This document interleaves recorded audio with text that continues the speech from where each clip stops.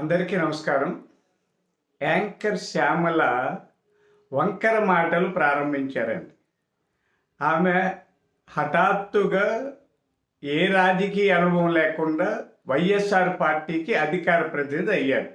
అయిన 2 రోజుల్లోనే ఆమె ఏదో పెద్ద కనిపెట్టినట్టుగా ఏదో మాట్లాడేయాలంటూ చంద్రబాబు నాయుడు గారి మీద, లోకేష్ గారి మీద విమర్శనాస్త్రాలు సంధించారు. పాపం కొత్త బిచ్చగాడికి పొద్దెరగడు అన్నట్టు ఆమె ఏదో మాట్లాడేయాలి, ఏదో చేసేయాలనుకుంటూ చంద్రబాబు నాయుడు గారికి కేవలం 2 ఎకరాలు ఉన్నాయంట. ఆయన 2 లక్షల కోట్లు సంపాదించారంట. పిల్లికి భిక్షను కూడా పెట్టరంట. అమ్మ శ్యామలమ్మ, మీకు తెలుసా నారావారిపల్లి చంద్రబాబు నాయుడు గారికి 2 ఎకరాలని మీకు తెలుసా? మీ నాన్నగారు చెప్పారా? ఏమన్నా సర్వే చేశారా? ఆయన ఒక మధ్యతరగతి రైతు కుటుంబం నుంచి వచ్చారు. అప్పటికే ఉన్నవాడు కాబట్టి యూనివర్సిటీల్లో పిహెచ్డి చేశారమ్మ. మా రోజుల్లో చదవాలంటే అంతో ఇంతో ఆస్తిపాస్తులు ఉండాలి. సరే, అది పక్కన పెడదాం. జగన్మోహన్ రెడ్డి గారు చాలా ఉన్నతమైన వ్యక్తి అంట. ఆయన ధారాళంగా సహాయ సహకారాలు అందిస్తారు. విశాఖపట్నంలో ఏదో ఫార్మా కంపెనీలో చనిపోతే అందరికీ సొంత డబ్బులు 5 లక్షలు ఇచ్చారు. ఇవన్నీ చెప్పుకొచ్చి చంద్రబాబు గారు ఏమి ఇచ్చారని అడిగారు. అమ్మ శ్యామలమ్మ, ఈ వరద బాధితులకు ₹1 ప్రకటించారు. మీ జగన్మోహన్ రెడ్డి గారు ఎక్కడ ఇచ్చారో చెప్పండి. ఆయనంత గొప్పవాడైతే, దానకర్ణుడైతే, ఉత్తమ రాజకీయ లక్షణాలు ఉంటే 11 సీట్లకు ఎందుకు పరిమితమయ్యారో శ్యామలమ్మ చెప్పాలి.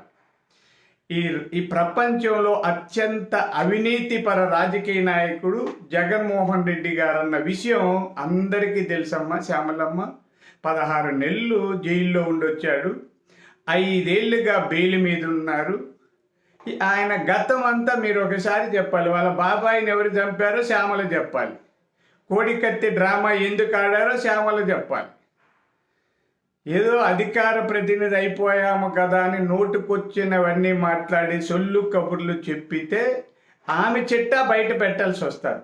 శ్యామలమ్మ, అంటే మీరు ఒక మహిళ కాబట్టి మేము కూడా ఒక సోదర భావంతో వదిలిపెట్టేస్తాం.